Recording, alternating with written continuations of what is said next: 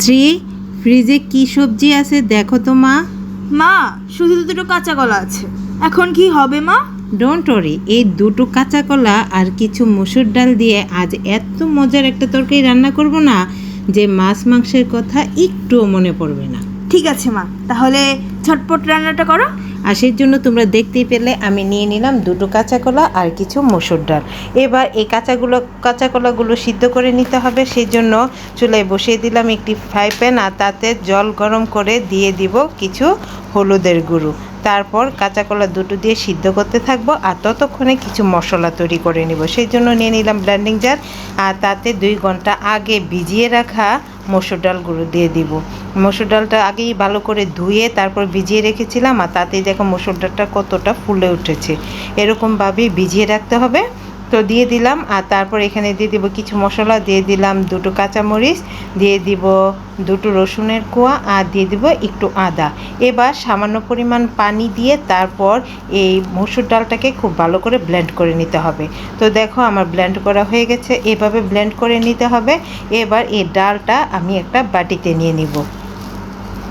তো দেখো বাটিতে ঢেলে দিচ্ছি। এই বাটিতে ঢেলে দিয়ে তারপর এর সাথে আমি আরও কিছু মশলা অ্যাড করে দেবো। সেগুলো কি তোমাদের আমি এখনই বলে দিচ্ছি। সেগুলো হচ্ছে, প্রথমে দিয়ে দিব পরিমাণ মতো লবণ, দিয়ে দিব খুব সামান্য পরিমাণ হলুদ গুঁড়ো, দিয়ে দিব সামান্য একটু মরিচের গুঁড়ো, আর দিয়ে দিব একটু ভাজা জিরের গুঁড়ো। দিয়ে এবার এখানে দিয়ে দিব বড় চামচের 2 চামচ চালের গুঁড়ো। দিয়ে এবার সবগুলো উপাদান একটি চামচের সাহায্যে খুব ভালো করে মিশিয়ে নিব। শুধু মিশিয়ে নিব না, ভালো করে বলতে পারো ফেটিয়ে নিতে হবে।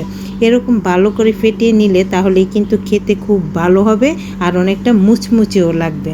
তো দেখতেই পাচ্ছ চামচের সাহায্যে অনবরত নেড়ে চেড়ে ডালটাকে আমি ফেটিয়ে নিচ্ছি, এবং অনেকটা ফুলে ফুলেও গেছে। এরকমভাবেই তোমাদের ফেটিয়ে নিতে হবে।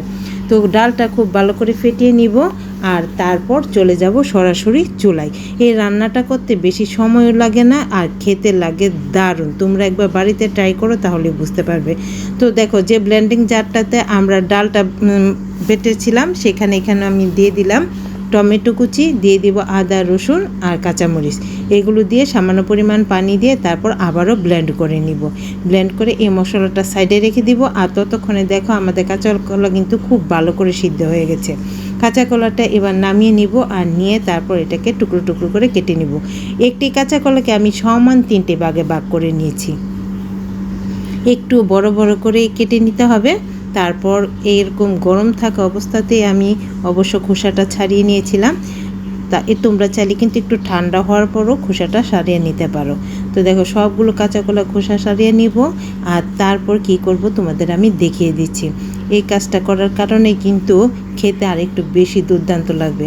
আর সেটা হচ্ছে একটা ছুরির সাহায্যে এভাবে একটু থেতু করে নিব। এমনভাবে থেতু করব যেন এটা সম্পূর্ণ স্ম্যাশ না হয়ে যায়, শুধু একটু চ্যাপ্টা হয়ে যাবে। আশা করি তোমরা স্কিনে দেখেই বুঝে নিয়েছো। তো এইভাবে সবগুলো কাঁচা কলার টুকরাকে আমি থেতু করে নিব, আর তারপর চলে যাব সরাসরি চুলায় বসিয়ে দিলাম একটি প্যান, আর তাতে দিয়ে দেবো একটু বেশি পরিমাণে তেলটা এমনভাবে দিতে হবে যেন সম্পূর্ণ রান্নাটা এই তেলেই হয়ে যায়। তো দেখো তেলটা গরম করে নিয়েছি, আর তারপর একটি করে কাঁচা কলার টুকরো ব্যাটারে ডুবিয়ে তারপর আমি গরম তেলে দিয়ে দিব। খুব সুন্দর করে কোটিং করে নেব। তোমরা আশা করি দেখে বুঝে নিয়েছো। এভাবেই সেজন্য কিন্তু আমাদের ব্যাটারটা একটু ভারী হতে হবে, তাহলে কোটিংটা খুব ভালো হবে। তো এই সবগুলো এরকমভাবে কাঁচা কলার টুকরো আমি ব্যাটারে ডুবিয়ে তারপর চুলাতে দিয়ে দিব। তোমরা চাইলে কিন্তু এই কাঁচা কলার গায়ে একটু লবণও মাখিয়ে নিতে পারো, এতে করে একটু নোনতা নোনতা লাগবে। অথবা ব্যাটারে যদি লবণের পরিমাণটা পারফেক্ট হয় সেক্ষেত্রে চলবে, আর লবণ না দিলেও হবে। তো দেখতে পাচ্ছ আমি কিন্তু এক এক করে 6টি টুকরাই দিয়ে দিলাম। দিয়ে এবার সবগুলোকে লাল লাল করে ভেজে নেব। প্রথম পাশটা লাল হওয়া অবধি অপেক্ষা করব। এর আগে কোনো নাড়াচাড়া করব না। অপর এক পাশটা লাল হয়ে গেলে তারপর অপর পাশটা পাল্টে দিব, আর অপর পাশটাকেও লাল লাল করে ভেজে নিতে হবে। অবশ্যই কিন্তু সবগুলো লাল লাল করে ভেজে নিবে, তাহলেই খেতে ভালো লাগবে। তো দেখতে পাচ্ছ আমি কিন্তু অপর পাশটাও পাল্টে দিলাম। এবার অপর পাশটাকেও আমি লাল করে ভেজে নিব। সবগুলো টুকরোই আমি লাল লাল করে ভেজে নেব, আর লাল করে ভাজা হয়ে গেলে তারপর আমি একটি প্লেটে তুলে রাখবো। আর তারপর সেই তেলেই আমি বাকি রান্নাটাও শেষ করে ফেলবো। সেই জন্যই প্রথমেই বলেছি তেলের পরিমাণটা এমনভাবে দিবে যেন সম্পূর্ণ রান্নাটা এই একই তেলে হয়ে যায়। তো দেখো আমি সবগুলো তুলে নিয়েছি। এবার এই তেলে ফোড়ন হিসেবে দিয়ে দিব হাফ চামচ আস্ত জিরে, দিয়ে দিব একটি তেজপাতা মাঝখান থেকে অর্ধেক করে দিয়ে দিলাম, এতে করে ফ্লেভারটা ভালো অ্যাড হবে। আর তারপর এখানে দিয়ে দিব পেঁয়াজ কুচি। পেঁয়াজ কুচিটাকে দিয়ে এবার আমি হালকা ব্রাউন করে ভেজে নিব। তো দেখতে পাচ্ছ অনবরত নেড়ে চেড়ে আমি পেঁয়াজটাকে ভেজে নিয়েছি। পেঁয়াজটা হালকা ব্রাউন করে ভাজা হয়ে গেলে তারপর এখানে আমি অ্যাড করে দিব যে আদা রসুনের পেস্টটা তৈরি করে রেখেছিলাম সেটা দিয়ে দিলাম। দিয়ে এবার নেড়ে চেড়ে ভেজে নিতে হবে যতক্ষণ পর্যন্ত না আদা রসুনের কাঁচা গন্ধটা চলে যায়। তো দেখতে পাচ্ছ অনবরত নেড়ে চেড়ে কিন্তু আমি সব কিছু খুব ভালো করে ভেজে নিয়েছি। এভাবে ভালো করে ভেজে নিতে হবে। আর তারপর এখানে আমি অ্যাড করে দিব কিছু গুঁড়ো মশলা, বেশি কিছু মশলা এখানে দিয়ে দিলাম আমি হলুদ গুঁড়ো হাফ চামচের মতো শুকনো মরিচের গুঁড়ো, 1 চামচ জিরে গুঁড়ো আর দিয়ে দিব হাফ চামচ ধনে গুঁড়ো।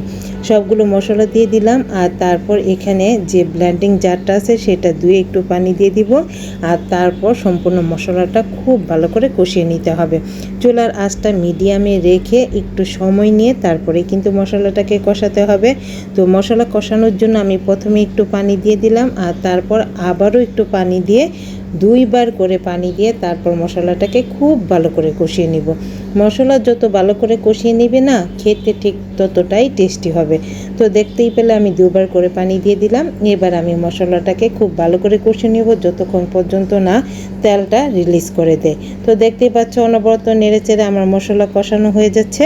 মশলাটা কষানো হয়ে গেলে তারপর এখানে আমি অ্যাড করে দিব পরিমাণ মতো লবণ।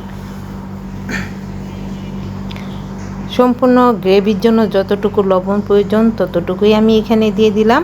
আর তারপর এখানে লবণটাকেও ভালো করে মশলার সাথে মিশিয়ে নিব। আর তারপর এখানে দিয়ে দিব ঝোলের জন্য পরিমাণ মতো পানি। তবে এই রান্নাটাতে পানির পরিমাণটা একটু বেশি দিতে হবে, যেহেতু আমরা এটা বড়ার আকারে তৈরি করেছি। তো বড়া কিন্তু অনেকটা ঝোল টেনে নেয়, সেই জন্য সেটা বুঝে ঝোলের পরিমাণটা তোমরা নির্ধারণ করবে। তো দেখো আমি এখানে দিয়ে দিলাম 1 কাপের মতো পানি, দিয়ে এবার ঝোলটাকে খুব ভালো করে ফুটিয়ে নিব। আর তারপর এখানে দিয়ে দিব গরম মশলা। তোমরা চাইলে গরম মশলা গুঁড়োটাও দিতে পারো, আমি বাটাটা ইউজ করেছি। আর তারপর এখানে দিয়ে দিলাম আমাদের আগে থেকে ভেজে রাখা কাঁচা কলার বড়াগুলো। তো তোমরা কিন্তু চাইলে এখানে কিছুটা পরিমাণ ঘিও ইউজ করতে পারো, আমি আর ঘিটা ইউজ করিনি স্বাস্থ্য সুরক্ষার কথা ভেবে। সব কিছু খুব ভালো করে মিশিয়ে নিলাম আর তারপর খুব সামান্যই ফুটিয়ে নিব, কারণ বেশি ফোটানোর দরকার না। আমি আগে গ্রেভিটা খুব ভালো করে ফুটিয়ে নিয়েছি। আর এরকম একটু ঝোল থাকতে নামাতে হবে, কারণ ঠান্ডা হয়ে গেলে কিন্তু এই ঝোলটা অনেকটাই কমে যাবে। তো তোমাদের কাছে কেমন লাগলো আমার আজকের রেসিপি কমেন্ট করে জানিও। আর ভালো লাগলে বেশি বেশি শেয়ার করে দিও। আমার চ্যানেলটাকে সাবস্ক্রাইব এবং পেজটাকে ফলো করে দেওয়ার জন্য তোমাদের কাছে খুব বেশি অনুরোধ রইল। তাহলে দেখা হবে পরবর্তী নতুন কোনো ভিডিওতে। ততদিন পর্যন্ত সবাই খুব বেশি ভালো থেকো। টাটা।